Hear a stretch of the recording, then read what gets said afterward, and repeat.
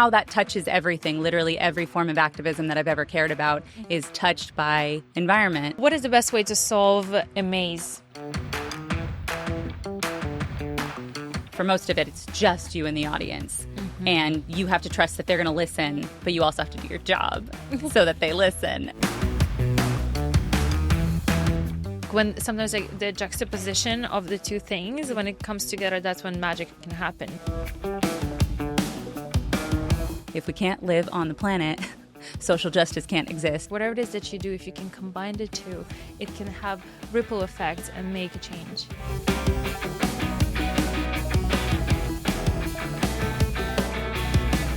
I'm in this field myself, yet you were able to put so much more fire under me. Artful Impact. All right, I'm here with amazing Laura that also we've been waiting for this interview for such a long time. I'm so excited to have you here at Artful Impact today at ground floor at Echo Park. And I just want to share with everyone who Laura is, Laura Delhauer, transformational performer and environmental storyteller, who is a writer, actor, and theater and film producer who uses the stage and the screen for climate advocacy, social inquiry, and collective healing. Her ongoing theater project, Hi Mom, is a series of darkly comedic monologues that weave character-based narrative with the conversation of environmental crisis and all of their complexities, offering a raw and intimate look at the human and animal experience amidst planetary crisis. The Hi Mom monologue awaken audiences to their connection with Earth and each other. Hi Mom has been performed across the U.S. in collaboration with playwrights of various backgrounds to amplify many voices of what Laura calls the character of climate change. As an environmentalist and impact artist with a background in theater, film, and comedy, Laura believes creativity and humor in particular are wonderful tools for creative listening. At Artful Impact Talk Series, Laura will share how storytelling can foster collective transformation and inspire deeper action for our planet. Hi. Hi. Hi, Mom. Thanks for having me. Of course. Are you kidding me? Like, this is such an honor. And I've actually, before we jump into the question, like the theater Hi Mom is just such a powerful experience and performance, and I got to witness it during Los Angeles Climate Week, and it was such a gift. And honestly, being there, I cried so many times. And the last scene of, you playing Mother Earth and her witnessing, talking to humanity as her child, going from like infant phase and teenager and then growing up and like what's happening here. And the kid keeps on asking from mother more and more and more and more and more. And she wants to give, but yet she becomes depleted. And you played it, like I have goosebumps now, even just like talking about it. And like, speaking about impact art, I'm in this field myself, yet you were able to put so much more fire under me. So thank you. Thank you for what you do and putting everything that and your whole soul and being into it. Thank you. And the feeling's mutual. Every time I get to witness a piece of your art, it's the exact same thing. And that's what we do for each other as artists, is we fuel each other and we inspire each other. So thank you. Oh, thank you. And I hope we'll get to ignite other change makers and other people who are listening today as well through this conversation. So Hi Mom is such a personal and brave performance. What inspired you to turn something so intimate into a public offering? Thank you for that. I appreciate the idea that it's observed as something that's really brave and intimate. To me, it is a very communal, global issue, obviously. To me, this didn't feel, the performances feel vulnerable. Mm-hmm. The performances, you have to be, I would hope, and as an artist, any time you're observing, in my opinion, good art or impactful art, it's because the artist was willing to be vulnerable. So that's just part of being an artist, I think, is you have to, we have to crack down our ego and show our true and full self. Absolutely. So within getting to play the characters that I play or write the characters that I write within the context of Hi Mom, vulnerability is non-negotiable, and that's just part of the deal.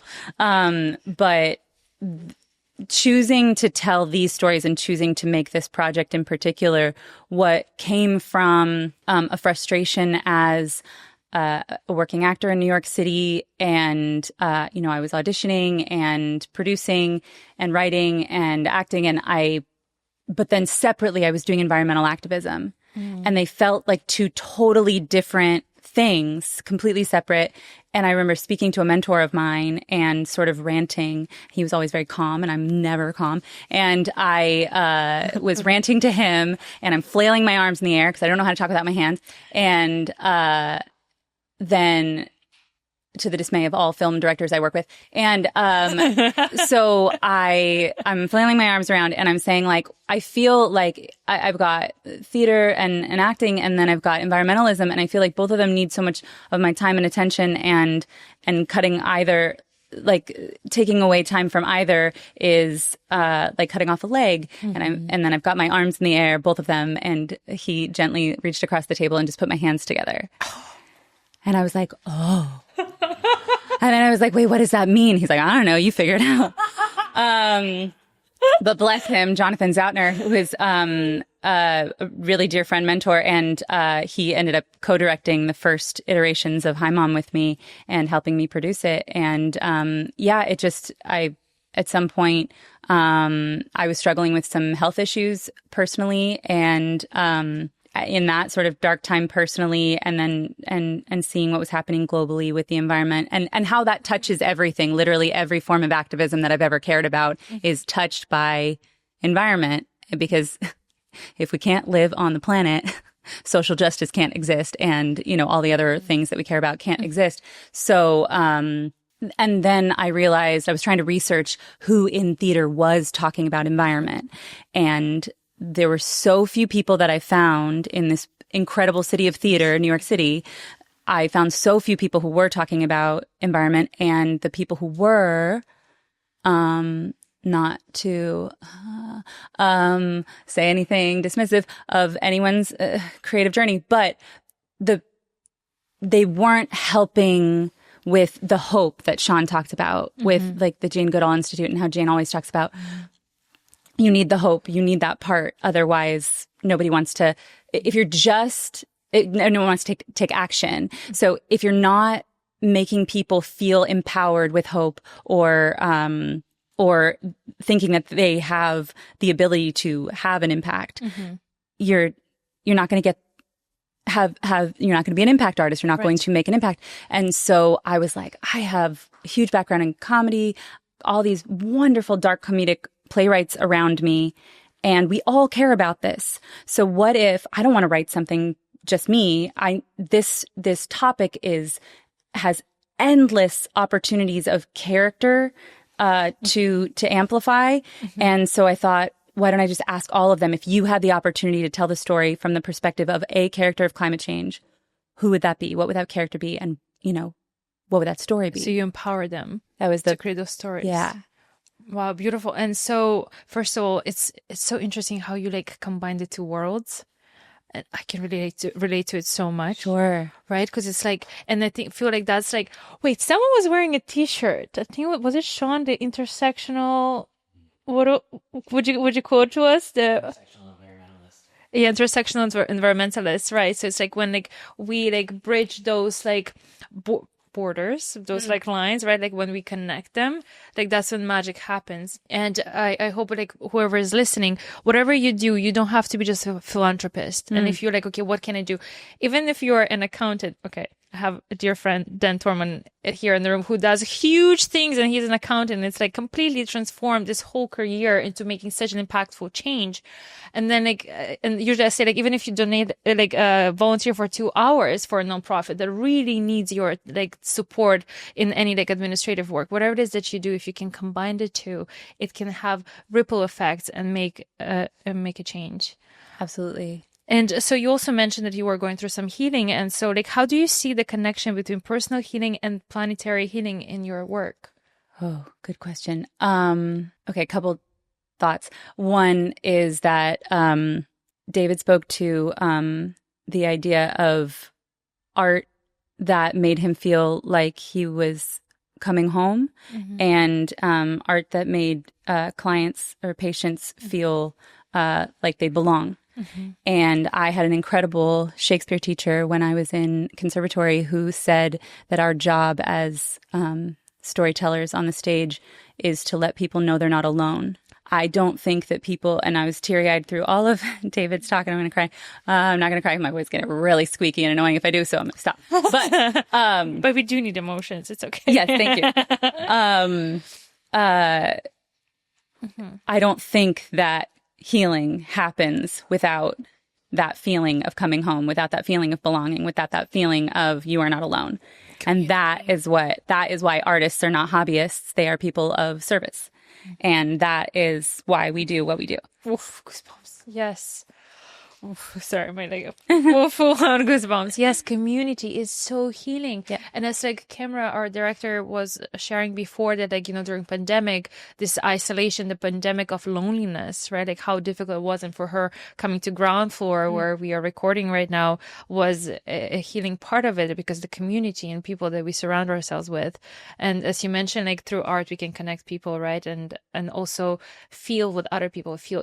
I see it almost like it's a communication tool, because sometimes we just can't express, like there's not enough words, right? Or like, and then like art, music, theater, like all of it adds so much multidimensionality to the expression and communication of the feelings that other people can truly connect through that and be like, oh wait, ooh, I feel that, they feel that, I felt that before. They get it. Yes. And that's usually how we become really good friends. When like people come up to you after a performance, right? You're like, Yes. Yeah. Yes. Do you find like you find the most incredible people post your performance that witnessed you in? Absolutely. Well, all of you. Yes. I mean, it was 6-7 months ago that I was, and huge shout out to Camera, the wonderful director and producer of this podcast, who is the reason that I'm here, because Camera saw my film, which I can talk about briefly, having to do with my healing journey, and invited me to come to one of these evenings of the podcast recording. And that's when I got to meet you and Dan. And I didn't meet Sean yet then, but eventually that's all led to working with Climate Week and getting to produce Hi Mom within there. And honestly, having come from, being on my own personal healing journey with chronic illness and having created Hi Mom in New York, but then like just when I was starting to rebuild community and like build this project that felt like the most important thing I'd ever worked on, the pandemic hit, and I had a family member who was transitioning. And as she was in her final years, I got to be there for that, which was so beautiful. But then once she passed and I had given up my life in New York, there was this sort of very dark time for me of, now what do I do? And how do I rebuild community? Even though I was born here, I hadn't lived here in over a decade. And figuring that out, which I have been slowly but surely. And I met my incredible partner, and who I'm marrying this year. And Congratulations! Thank you. He's a wonderful filmmaker and who made my my short with me. But rebuilding community, people talk about making friends as an adult. It's difficult. And in a place like Los Angeles, where everyone's moving so quickly, trying to re-immerse yourself into a community is difficult. And theater here is very different than New York. So I appreciate so much people like Camera, who are such wonderful connectors and networkers, and are so able to see, you should know you and you should know you. And so when she said that I should know you, Ekaterina, and she said I should know you. Yes. And now we do. And I'm so grateful. So I love you, Camera. Thank you so much. And so that's what you're doing here is exactly that, connecting people and community is so healing. Thank you. And also thank you for being vulnerable and sharing about your experience and how it can be like when, someone that you truly love is transitioning and, and then the loss and the grief and how to transmute it. And so like as a performer, how do you balance vulnerability with empowerment when addressing grief, climate change? I have a lot of opinions about people who use theater as therapy, actors who, or acting. I have a lot of opinions about acting teachers who encourage actors to use their personal life instead of their imagination when it comes to storytelling. That said, I think that the creation of art across this, many mediums can be so healing and therapeutic.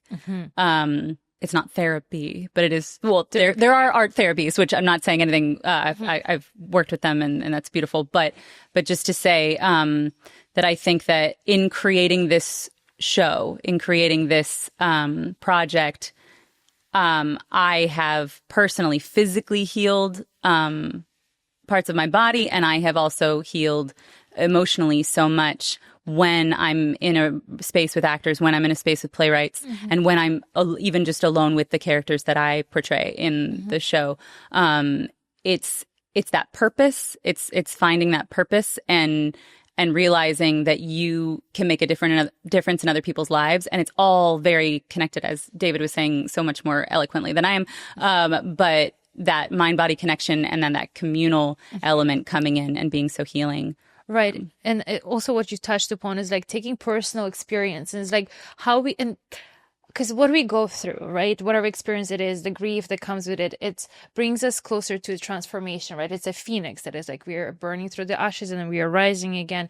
And everything in life, every challenge that is being thrown at us, it's us dying, our ego dying, completely dismantling, and then being reborn over and over again. And what I think artists are really good at is actually like leaving that and expressing that in their work and showing the path, paving the way of like what was their transformational process. Absolutely. And by showing just, okay, there's this like, what is the best way to solve a maze? If you like look at it on the paper, on a piece of paper. Where do you start? At the end. Oh, sure. Yeah, because if you're in the end, you can like easily like trace back, like where, so I put you on the spot, but it's like, it's so easy to trace back, like right from the end, and you go backwards. So by like, cheating. No, not by cheating. I'm just kidding. It's working smart, not hard. Of course. But what I'm saying here, what I'm getting at is that like by showing where your transformation led you to. Yes. And then the other people can be like, oh, that's the Northern Star. That's how to get there. And then there's like little tips like turn left, turn right. And then like, and so like it's easier for others to also get to that point. Absolutely. And especially like in acting, like even like, oh my God, okay, oh, the Hi Mom, like the last scene again with you playing the Mother Earth, right? Like you are showing us the pathway of how as humanity we got to where we are today. And as we are speaking right now in Russia, we just heard there was an earthquake with 8.8 magnitude, and we might have a tsunami that's coming to Los Angeles. And you think about like, whoa, like, that's a lot, right? And like, and we just experienced fires in January, and Eaton fires and Palisades, and well, also nearing Topanga Canyon, and so a few other ones in the area. And it's like, how can like we see where we are, like, and like we can see where we are going. And with your theater, you're also showing us like what is the final, like she's on the deathbed, right? Yeah. Like she's passing. So it's like, do we want to go that direction, or can we take action right here, right now, today, and redirect? So what do you hope audiences walk away with after experiencing your art, and how can performance be a catalyst for deeper action? Well, I hope that people feel that sense of belonging. They feel that sense of coming home. They feel that they're not alone. The not alone part, since Ed Berkeley was my Shakespeare teacher who said that to me, and sadly he passed a few years ago, but he hearing those words like changed something in my brain, and it resonated with something that I already knew deeply and had never had language for. But that's what I hope, is that people, and we've had that experience with the show, because I appreciate so much how much you enjoyed the final piece, and I love working on that. Reed Arnold is the writer of that monologue, and he's so brilliant. He also wrote the Oil Man piece and the Horny Sea Turtle that I play. And yeah, you heard it right. The Horny Sea Turtle. The Horny Sea Turtle. Is that okay that I said that? Do you want to tell us a little bit about it? Sure. It's really good. Well, okay, wait, what was I saying with the... Oh, the writer of the scene. Yes. Just to say, I appreciate that it resonates so much. Mm-hmm. I think it's so important that we have as much humor as we have in it, mm-hmm. to earn the part where it's not funny anymore.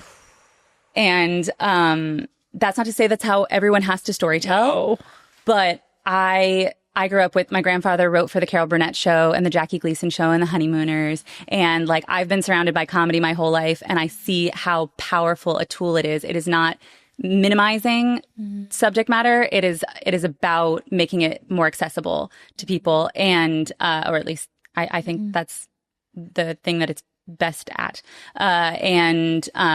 So yes, so having, characters like the horny sea turtle, you know, we could talk about sea turtles being endangered. We could talk about the fact that the temperature rise is leading to more female sea turtles being born and less male sea turtles being born, because that is determined, their sex is determined by temperature. And so that is a very direct way in which things getting hotter is making it more difficult for this species to survive. Very interesting topic. However, if we spent an entire show just rattling off statistics at people, especially scary ones, we get plenty of that from the news. We get plenty of that from Instagram and TikTok and all the things. I was like, how do we make people laugh and like have each of these characters stick people in the heart? And so I can't tell you how many people have come and watched me play this horny sea turtle with a speech impediment and contact me, you know, 5 years later and say, just so you know, it's been 5 years and I haven't used a plastic bag at a grocery store since, because I think of Greta every time, and things like that. And that is what means the most to me. And like when we I really try to meet my audience where they're at, so to speak, I had the opportunity to take part of the show to Texas a few years ago. And, but I was only allowed 20 minutes, and they wanted me to perform, and they also wanted something that I wrote. So it's a large group of playwrights, and we're always adding more playwrights to the project. We're always adding more pieces. But if I only had 20 minutes, I was like, okay, what do I have from our, you know, repertoire that is already, I know it's impactful, but also this is a Texas audience. And that's hard. Their community is different. It's just different. And so, so we have this activist piece that I had written, and I was like, I've never performed it, but I wrote it. I could rewrite it for me to perform it, because it was originally written for a friend of mine who is from the Republic of Georgia, and talking about the immigration story within it. And so we tweaked it, and I made it about a woman who has panic attacks, and then performed some eco-terrorism, and it was like the calmest day of her life. And we interspliced it with the Oil Man piece, which is about a man who's worked his whole life for the oil and gas industry, and he loves it. And I thought the importance of having Reed write that piece, Reed whose family all works in that industry. He's from Oklahoma. Having that perspective was so important, and I thought would resonate so well with the Texas audience, because so many people there work in that industry, or their families work in that industry. But then also seeing the activist side, who knows all the information, and who's talking about, you know, this is happening, we're all going to die, you know, from her panic attack perspective. And so I love when you get into character, by the way. There's like little glimpses. I can't help it. Yeah. I don't even mean to. But so I spliced the two pieces together. So we were seeing sort of a simultaneous monologue. So we saw the first line they said together, because the first line that he has in the play is, I never thought I'd be the villain in the story. But in this now, she's in jail for eco-terrorism, and he is like, you know, raping the earth, according to so many people, because he works for the oil industry. And so they start together with, I never thought I'd be the villain in the story. And then we go into his first like paragraph, and then we flip, like lights off on him, lights on her, her in jail saying her first bit. And then we go back and forth and back and forth. And by the end, it's every other sentence, like lights are on both of us, and every other sentence was the two of us. And you see, they want the exact same things. Wow. And that was such a powerful experience, getting to like really dig my heels in and figure out, how do I write this to bring this to this audience? And I'll never forget, this older gentleman, definitely conservative, came to the show, and I think he knew someone else who was doing one of the other pieces. It was an evening of one acts. And he came up to me afterwards with thick Texas accent, and he said, I didn't want to like your piece. And I was like, and he said, but it was my favorite one. And I was like, oh. And he smiled at me and he walked away, and that was it. And we had no further discussion, but I was just like, oh man, okay, I did something right. You know? Wow. So yeah, I don't remember what the question was, but I guess that was something. This was more than I could have asked for. Because it was like, you said, what you want them to experience and walk away with. Yes. And it's like sometimes like a short comment, like hits right in the spot. Like you need to have more conversation. Exactly. Like I'd love to talk to him more, but I like that's all we needed for me to know. Like I did my job. You did your job as an audience member, because that's my favorite thing about. I mean, I make film and I love all different mediums, but the thing about theater that's so precious to me and why it's like where my heart is first and foremost is because it is this. The audience is a participating character with you when you're doing live theater, and in real time, you're sharing something very intimate. And doing monologue style theater even more so, because for most of it, it's just you and the audience, and you have to trust that they're going to listen, but you also have to do your job so that they listen. And that's what I was finding with so much of the other environmental theater that I was seeing, was nobody wanted to listen. It was just depressing and preachy and angry, which I get and trust, but. Yeah, but also like it's like the fact that you brought in comedy into something that's so tragic, and like when sometimes like the juxtaposition of the two things when it comes together, that's when magic can happen. Agreed. Because it's not necessarily being used in that context, right? And like so, I don't know if you do that, but like, and I know some of my friends who are in the audience, I'm gonna point fingers, like, well, like we speak about how to process grief through humor. Absolutely. Like the energy of joy is just like the frequency is so much higher, right? Than like grief and fear and all these things. So it's like helps us to process and to transmute that energy. Right. And here it's almost like you're helping people to process it, but because it's overwhelming to think that, you know, like the climate change is happening. There's so many natural disasters. I'm not going to go into all this because it's a lot to process, right? But then when you're basically like, it's like a crutch, like you're like, okay, how we can process it to like really understand what's happening. Okay, this is happening. We can laugh about it. And then like, now what do we do? Right. And people can use like a term like crutch as like demeaning. Like, no, I don't mean no, I know you didn't, but I just want to amplify that is like, if you break your leg, you want a freaking crutch because otherwise you're going to, but then like David said, like you don't want it to atrophy. So you still have to exercise it, but you need that crutch. And so like, the humor is there, but we don't make fun to the point where we dilute the topic, the subject matter at hand. We just use it as a tool to walk through it. Exactly. To help us get there and to make it more accessible. Because we've had a couple of pieces that we've workshopped that were so dark, and we tried to find the humor in it. And then like the actor got so passionate about the topic that they couldn't play the humor. I was like, for the love of God, please find the humor. And then we got in front of an audience, and I'm thinking of a particular piece where one of the actors was like, I'm just going to play it as dark as it is because people need to know. And I had multiple audience members tell me I blacked out. I don't remember that piece because it was so dark. I couldn't listen to it. And it's like, well, do we want people to hear it or not? Whoa. And there are multiple tools beyond humor to help people listen. But for this topic and for the way that we're telling these stories, I think that humor is very effective. Okay, so many thoughts. And first of all, there's so many creatives in the audience. And we have one more question, but I just want to touch upon it because we were talking about like, I'm going to tap into like David's conversation a little bit, talking about energies and frequencies. So like love, awe, like they're higher frequencies, higher vibration. Yes. Right. When we talk about grief and fear, as I mentioned before, they're lower vibrations.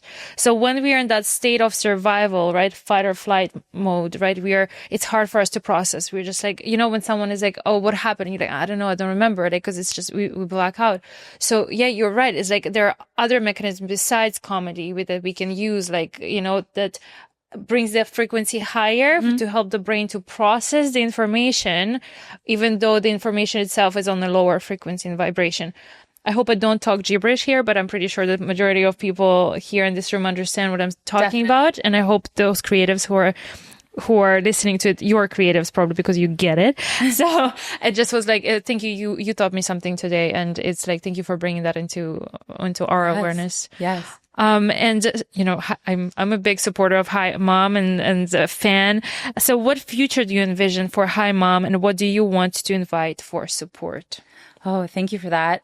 So we want to have an annual festival. We want to have an annual theater being the heart of it, but multimedia festival, theater festival, film festival. We want to showcase visual art, photography, etc., and bring. Where do I sign up? I'm kidding. No, you're on the list, honey. Like, of course. Thank you. And so we love the idea of collaborating this with LA Climate Change LA Climate Week, and anyone else who wants to be a part of it. But we that's what we really want is to, and I think, because so much of my heart is still in New York, we may end up making it a bi-coastal festivals where we do it once a year in New York and once a year in Los Angeles. And yeah, I think because we're always trying to add more characters to the project, but each performance we do, we can only tell so many stories. And so we have the production we just did with LA Climate Week was 8 monologues performed by 4 actors, but we have another dozen monologues that we're constantly rotating in and out, and we're always adding more. I can't wait to see them. I can't wait for you to see them, and I can't wait for them to all come to fruition. Someone else in the audience, maybe one of our new writers, and I'm so excited to expand it, but in wanting to be patient, but also wanting to involve as many people as fast as possible, I realized that a theater festival or a theater and film festival is an opportunity to get as many people to submit their monologues. And so Hysterical Theater Company is my theater company, and we have our actors in our production, and we will always add more people, but then a festival is an opportunity to have, like a week of people performing monologues that don't necessarily have to be in a structured narrative with a through line the way we try to make ultimately. I take all of the playwrights' work and my monologues and their monologues, and I figure out the evening. So every production we've done of it has been a different series of monologues. Sort of the structure of the first piece you saw, Ocean Mother, and then ending with Activist, Eulogy of the Hydrocarbon, and Mama is the main skeleton of it. And then the others are kind of filled in. But we want to have multiple different types of performances of it. And then we want to have just evenings where people can come and tell their story, even if it doesn't fit into our structure. We need sponsors, investors, actors, creatives. We need community to come together to make this happen. Yes. And so I'm calling you guys in and manifesting that into reality. Thank you. Where people could find you? So dear Sean Sweeney here grabbed me after the performance that y'all saw, and he said, "You need a website." Yes. So I now have. Aren't you working on it? Yeah, we are working on it. Sean actually built it beautifully. Thank you, Sean Sweeney. So thank you, Sean Sweeney. We love you. And I need to send him more information, and we need to finish doing some things. But by the time this comes out, that'll be done. Awesome. But, All right. Do we have a name? So Hysterical Theater. THEATRE. Actually, if you put in either, it's going to go there. But hystericaltheater.com, and you'll be able to find all the things there. Awesome. Or follow me at Laura Delhauer on Instagram and DM me. Awesome. Yes. To talk to you and bring your project as part of this. Yeah. Let's do it. Thank you so much, Laura. Thank you so much. Thank you. Oh my God. I'm so happy we did this. Artful Impact.